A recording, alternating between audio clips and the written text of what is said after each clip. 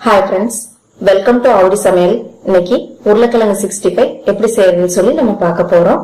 அதற்கு தேவையான பொருட்கள் 200 கிராம் உருளைக்கிழங்கு அரை பதத்திற்கு குக்கர்ல 2 விசில் விட்டு வேக வச்சு இந்த மாதிரி கட் பண்ணி எடுத்துக்கோங்க.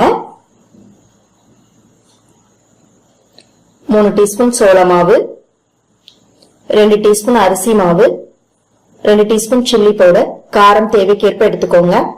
2 டீஸ்பூன் இஞ்சி பூண்டு விழுது, உப்பு தேவையான அளவு, தண்ணீர் தேவையான அளவு. இப்ப இதை எப்படி செய்யறதுன்னு சொல்லி நம்ம பார்க்கலாம். பவுல்ல சோள மாவு, அரிசி மாவு, சில்லி பவுடர், இஞ்சி பூண்டு விழுது, தேவையான அளவு உப்பு சேர்த்துக்கோங்க. எல்லாத்தையும் நல்லா மிக்ஸ் பண்ணிக்கோங்க. அடுத்து கொஞ்சம் கொஞ்சமா தண்ணீர் விட்டு நல்லா கரைச்சுக்கோங்க.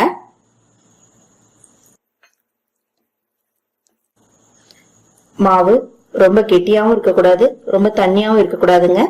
இடைப்பட்ட பதத்துல இருக்கணும். அடுத்து நம்ம உருளைக்கிழங்கு சேர்த்துடலாம். நல்லா மிக்ஸ் பண்ணிக்கோங்க.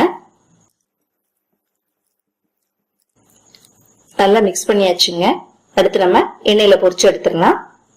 எண்ணெய மீடியம் ஃப்ளேம்ல சூடு பண்ணிக்கோங்க. எண்ணெய் சூடாயிடுச்சுங்க.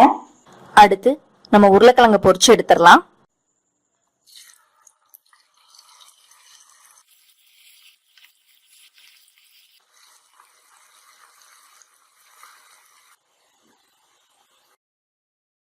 நம்மோட உருளைக்கிழங்கு நல்லா ஃப்ரை ஆயிருச்சுங்க.